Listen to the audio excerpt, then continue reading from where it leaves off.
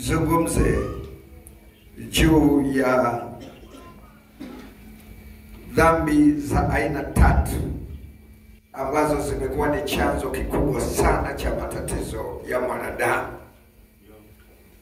Japokuwa nitakazia zaidi kwenye dhambi moja.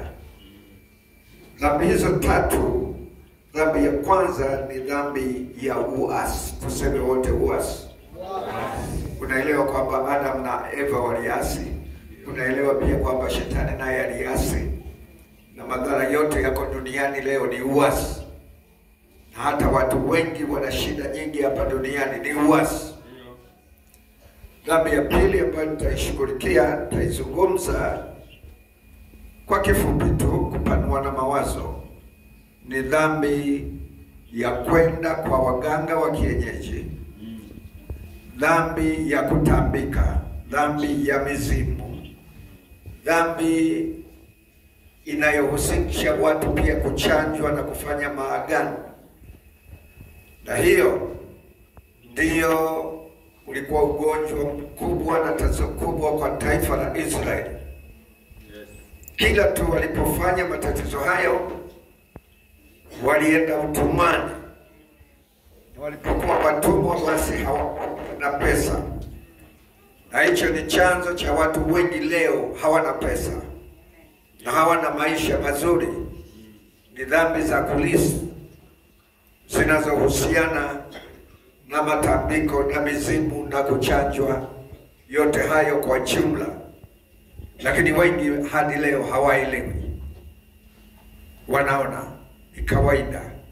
Kwa sababu zaidi ya robo tatu ya Watanzania wana mahusiano, wamekuwa na uhusiano na masuala hayo.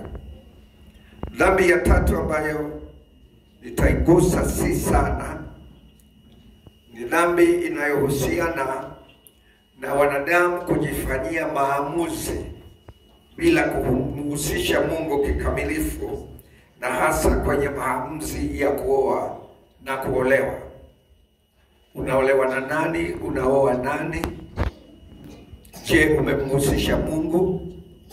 Wanadamu wengi duniani leo wana matatizo hayo. Pengine wewe unaweza ukasema mimi sina matatizo hayo, lakini wengine wameyarithi kutoka kwa baba kwa babu. Kwa hiyo unakuta mtu ameingia kwenye ukoo na huo ukoo tayari una laana. Kwa hiyo hata ndoa hazidumu. Vilio na kusaga meno wanadamu wanaishi. Ndoa zimekuwa ndoano. Lakini humo pia kuna dhambi hiyo ya zina. Lakini nimesema nitachukua muda mrefu zaidi kwenye swala la uasi. Tuseme wote uasi. Uasi. Dhambi ya uasi ndio dhambi namba moja duniani. Kwa sababu dhambi ya uasi ndio hiyo ambayo Lucifer aliifanya, na alipoifanya akafukuzwa mbinguni. Alikuwa ni malaika, alifanya uasi mbele za Mungu, na huo uasi akaja akauteremsha pia kwenye bustani ya Eden. Adam na Eva wakafukuzwa bustani ya Eden. Lakini dhambi hiyo ya uasi, hapo na kuonyesha tu mfano, lakini ina matawi. Matawi yake yanakuja mpaka kanisani. Matawi yake yanakuja pale usipomtii kiongozi wako. Mahali popote utakapofanya uasi kwa kiongozi, iwe ni kazini, iwe ni kanisani, ni tatizo kubwa. Kwenye serikali pia hao wanaitwa, wanatumia neno gani lile? Wahaini. Yani mtu atakapoasi katiba iliyopo, katiba au taratibu wa serikali iliyopo, miongozo iliyopo, anaitwa haini. Na mara nyingi kwenye serikali kama hizi zetu, mara nyingi serikali nyingi za Kiafrika na duniani, huwa ni adhabu yake huwa ni kifo. Yani mtu akishajulikana huyo ni haini, au atakupindua serikali, au ameleta vitu kinyume na utaratibu uliopo, ni muhaini.